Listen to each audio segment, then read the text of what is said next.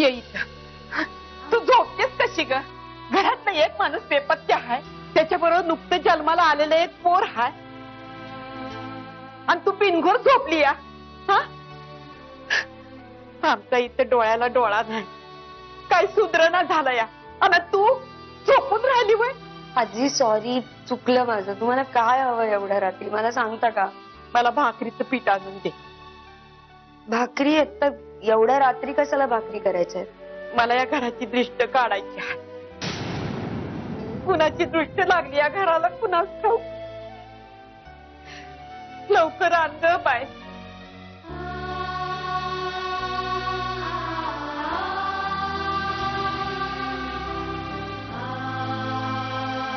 काय सुधरणा झालं या मला. पोर कुठं असेल, काय करत असेल? मंजिरी वहिनी घरात होती तरी प्रॉब्लेम, आता नाहीये तरी प्रॉब्लेम. खूप उडवून ठेवले सगळ्यांची घरात. मी म्हातारीला नाही त्या वेळेला नाही त्या गोष्टी सुचताय. अर्ध्या रात्री उठून भाकऱ्या करायच्यात. हे कटकट आहे.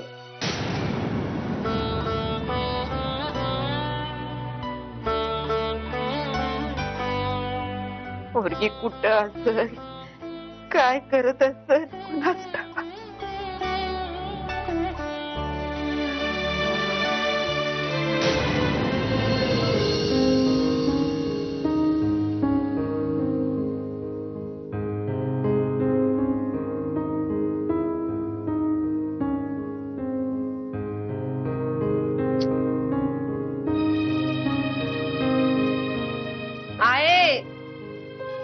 आये समजा काय चाललंय या? आये अशी कोण घराची दृष्ट काढत होय? आई सांग ना काय करते समजा. अगं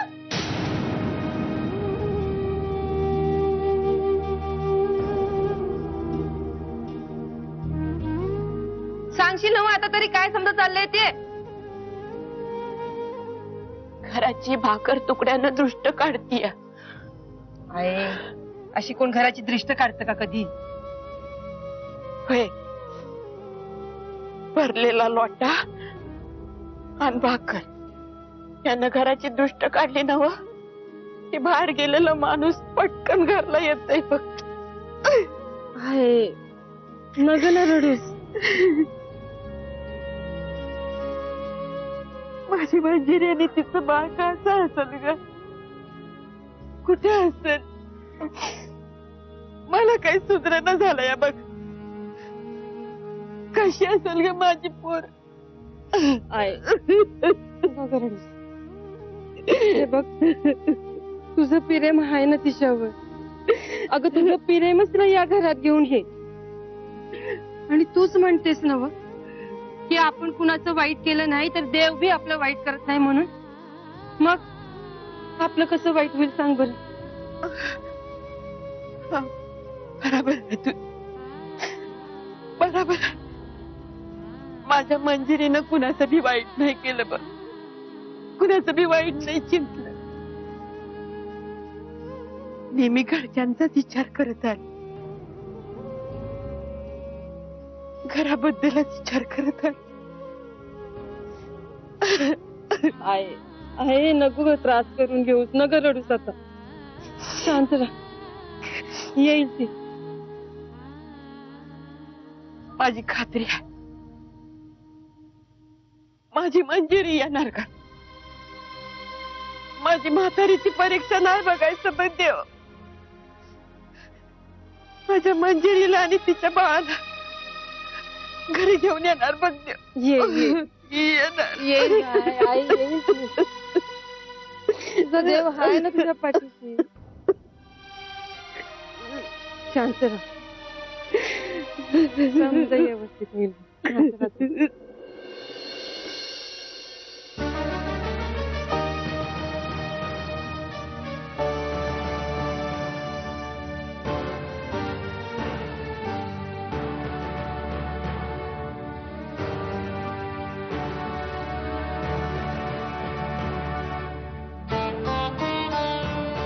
दुःख फक्त माझ्याच नशिबी आलंय.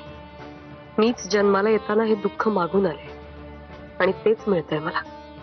मला दुःख माझं नाही, वाईट वाटतंय ते ह्या बाळासाठी. नशिबाचे भोग म्हणायचे ना ते ह्यालाच. राजाची मुलं असून सुद्धा लवकुशाच्या माथी वनवासी होण्याचंच भाग्य आलं ना. माझ्यासारख्या आईच्या पोटी जन्माला येऊन हिची फुकटच फरफट होणार आहे.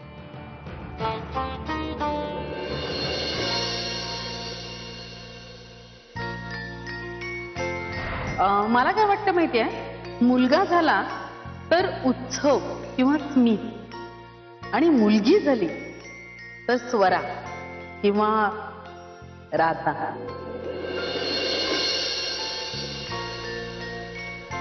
पण आमच्या बाई साहेबांनी ऐकायला पाहिजे ना. नाही सासूबाई, माझी सून खूप गुणाची आहे, ऐकणार ती.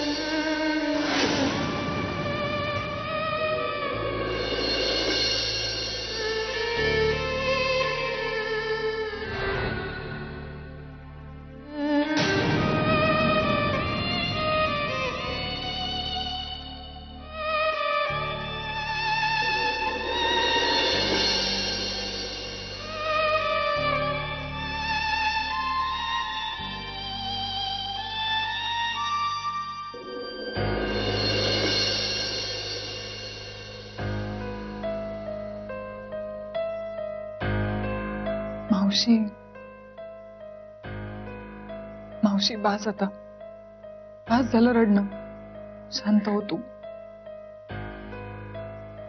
एवढं हसतं खेळतं घर माझं का व्हावं हे सगळं? हे बघ, सगळं व्यवस्थित होईल. नाही ग बाळा, कुठे असेल ग मंजिरी? काय करत असेल? असं तान्ह बाळ आहे तिच्या बरोबर, त्याला घेऊन कुठे कुठे भटकत असेल बिचारी. मावशी, मावशी, मंजिरी नक्की परत येईल. आपली मंजिरी सापडेल आपल्याला. तिला तुझ्यासाठी, आपल्या सगळ्यांसाठी परत यावंच लागेल, आणि ती येईल. बघ तू. असं होईल? नक्की होईल. मावशी, माझा देवावर खूप विश्वास आहे. जर आपण कधी कोणाचं वाईट केलेलंच नाहीये, तर देव आपल्या बरोबर का वाईट करेल? त्याला ही सगळी परिस्थिती सुधारावीच लागेल. पण मुळात असं घडावंच का? कारण हे सगळं विधिलिखित होतं.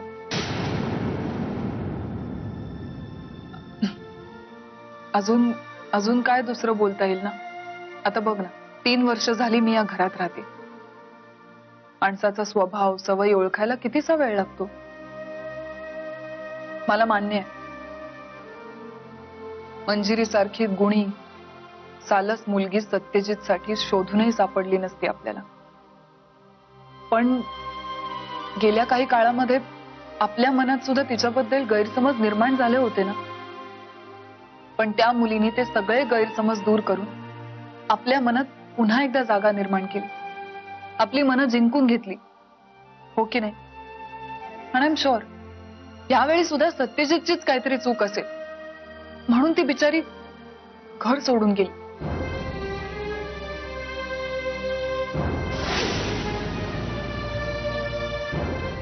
रिया, मावशी, मला माहितीये तुला माझं बोलणं आवडलं नसेल, पण जे खरंय ते खरंय. मी उगीच खोटी बाजू कशाला घेऊ सत्यजितची? आणि मी तसं केलेलं तुला आवडणारही नाही, हो की नाही? हे बघ मावशी, मी सत्यजितशी बोलीन. माझ्या परीने त्याची समजूत काढायचा प्रयत्न करीन. हे बघ, आपल्याकडून जितकं होईल तितकं आपण करूया. खरंच बोलशील त्याच्याशी? नक्की बोलीन. पण त्याआधी तू माझं एक ऐकायचंस. आता इकडनं सरळ रूम मध्ये जायचं आणि आराम करायचा. कुठलाही विचार करायचा नाही, कुठलंही टेन्शन घ्यायचं नाही. मला माहितीये विचार करू नकोस असं सांगून काही तुझे विचार थांबणार नाही. पण आमच्यासाठी तू आहेस तर सगळं काही आहे. प्लीज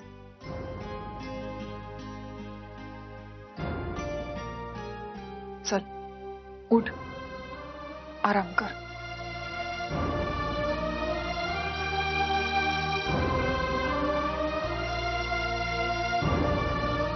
चल. असू दे का.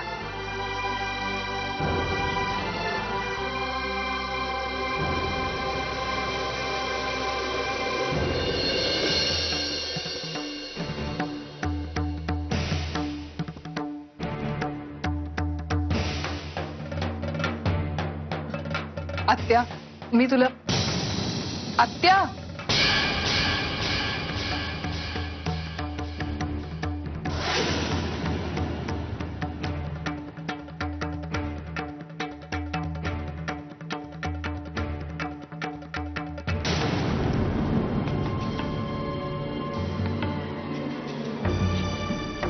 आत्या,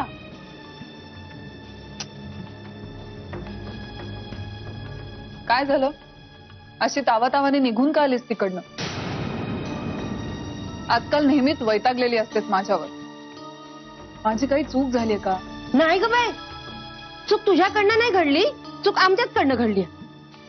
अगं त्या प्लीज मला नीट सांगशील काय झालंय? आता हे बी मीच सांगू? तुला ठाव नाही तू काय केलंस ते? अच्छा, मी मावशीला समजावत होते त्याबद्दल बोलतेस ना तू?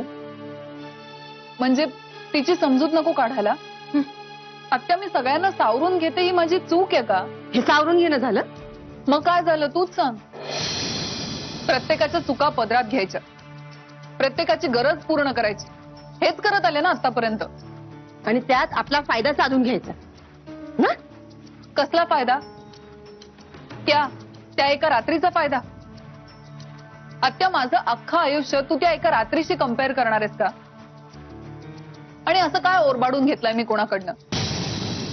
मी नव्हतं सांगितलं मंजिरीला की तू जाऊन थेर कर. मी नव्हतं सांगितलं सत्यजितला तू जाऊन जीव दे. मी फक्त त्या रात्री त्याला सावरलं. सावरलं का स्वतःचा स्वार्थ साधून घेतलास? बोल ना. पुन्हा तेच.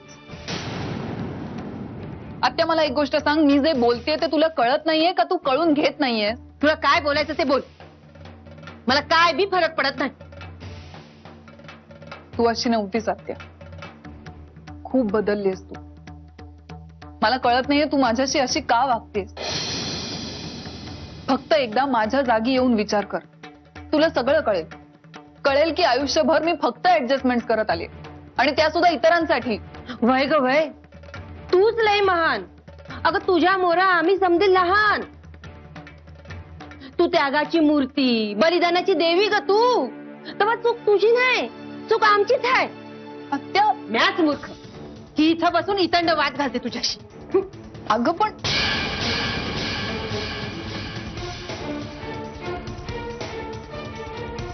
माझ्या मनासारखं घडेल नाही घडेल माहिती नाही, पण या बाईला मात्र माझ्यामुळे नक्की वेळ लागणार आहे. बिचारी.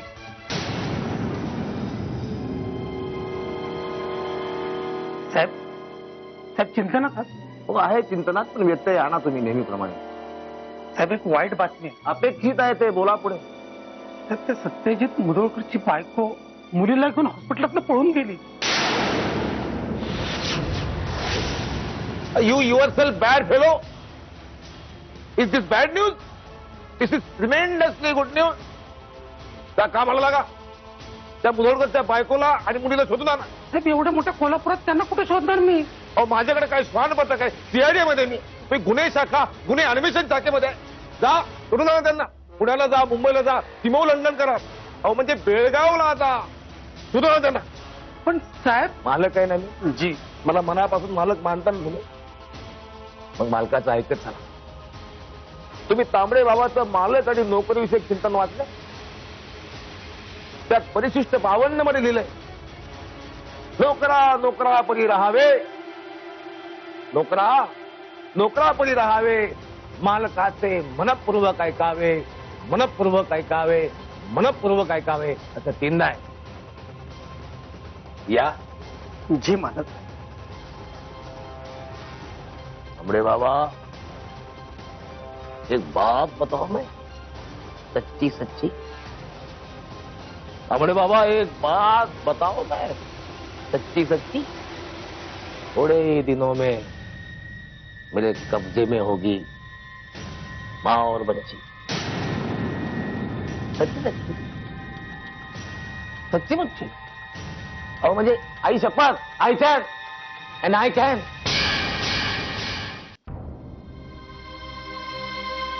मंजिरी,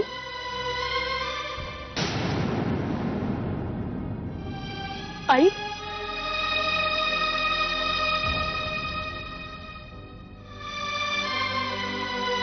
हो आई, तुझं दुःख पाहावलं नाही म्हणून आले. तू आई झालीस म्हणून तुला आणि बाळाला आशीर्वाद देण्यासाठी आले. आई, आई, आई, तुझी खूप गरज होती ग मला. तुझ्या आधाराची खूप गरज होती. सगळं निसटून गेलं माझ्या हातून आई. काही निसटलं नाहीये, आहे तसं सगळं आहे. नाही आई, यांचा माझ्यावरचा विश्वास पूर्णपणे ढासळलाय. मी काहीही केलेलं नसताना मला पुन्हा एकदा त्यांच्या अविश्वासाला, त्यांच्या संशयाला सामोरं जावं लागतं. बाळा, तू खूप सोसलेस, मला कल्पना आहे त्याची. आई, हे सगळं माझ्याच बाबतीत का घडतं ग? मी कुणाचं वाईट केलंय सांग ना. ज्याला चांगला मित्र मानून त्याच्यावर पूर्ण विश्वास टाकला, त्यानेच विश्वासघात केला माझा. त्या आशिषने पुन्हा एकदा वादळ निर्माण केलंय माझ्या संसारात. माझा सोन्यासारखा संसार मोडून काढलाय त्याने. मी केवढ्या कष्टाने सगळं पुन्हा उभं केलं होतं. यांच्या मनात स्वतःबद्दल आदराचं स्थान निर्माण केलं होतं. त्यांचा विश्वास संपादन केला होता. पण सगळे ग्रह उलटावेत ना, तसंच माझ्या आयुष्याची राख रांगोळी करून गेला हा मुलगा. माझा तर आता माणुसकीवरचा विश्वासच सोडून गेला. एवढीशी मुलगी माझ्या सोबत आहे म्हणून जीवाचं बरं वाईट करून घेत नाही एवढं. पण आता मी काय करू हा प्रश्न आहेच ना माझ्यासमोर. पण माझं नशीबच फुटका. माझ्याचमुळे या एवढ्याच्या जीवावर एवढी दुःख सहन करायची वेळ आली. हे बघ, असा भलता सलता विचार करू नकोस. एक आई म्हणून तुला सांगते, असं वागू नकोस. तू तुझ्या घरी जा, तुझ्या हक्काच्या घरी, तुझ्या सासरी. तिथे तुझी जास्त गरज आहे. सत्यजित रावांना, घराला, घरातल्या माणसांना. नाही ग आई, यांनी त्यांच्या आयुष्यातून बेदखल करून टाकलंय मला. त्यांना माझं तोंडही बघायची इच्छा नाही. मी त्या घरी नाही जाऊ शकत. स्त्रीचा जन्म असाच असतो. परमेश्वरानं स्त्रीच्या अंगी सोशिकपणा का दिला माहिती? कारण त्यानंच तिला मातृत्वाचं वरदान दिलंय. पुरुषाला काय, आरडाओरड करून सगळी नाती एका क्षणात तोडता येतात. पण ती बांधून ठेवते ती फक्त स्त्री. कारण ती बायको असते, आई असते. मातृत्व हा स्त्रीचा गुणधर्म नाहीये, ती खरी ओळख आहे आपली. आजच्या जगात ना या सगळ्या सांगण्याच्या गोष्टी झाल्यात आई. प्रामाणिकपणाची काहीच किंमत नाही राहिली या जगात. असते बेटा, नक्की असते. कारण खरं हे चिरंतन असतं. हो, खरं वागणाऱ्या माणसांच्या आयुष्यात खडतर वाटा असतात. पण त्याची किंमत सगळ्यांना नंतर पटते. आणि तुझ्या घरी आलेल्या ज्योतिषांनी सांगितलेलं भाकीत खोटं नाहीये मंजिरी. तू शक्ती आहे सत्यजित रावांशी. ते तुझ्याशिवाय नाही जगू शकणार. आणि तुलाही ते माहिती आहे. मग तू असं का वागतेय? सत्यजित रावांच्या तापटपणामागे तुझ्याबद्दलचं अतोनात प्रेम आहे ना, ते परत मिळव. त्यांच्या मुलीला तिच्या बाबांचं प्रेम मिळू दे. तू त्या दोघांना वेगळं करू नकोस. हे पाप तुझ्या हातून घडू देऊ नकोस मंजिरी. मी सतत तुझ्या सोबत आहे. मी बघतेय तुला कायम. माझे आशीर्वाद आहेत तुझ्या पाठी. मंजिरी, तू तुझ्या घरी जा, तुझ्या हक्काच्या घरी जा मंजिरी. आई आई जा मंजिरी, तुझ्या घरी जा. तुझ्या मुलीला आई बाबांचं प्रेम मिळू दे. जा जा मंजिरी, घरी जा.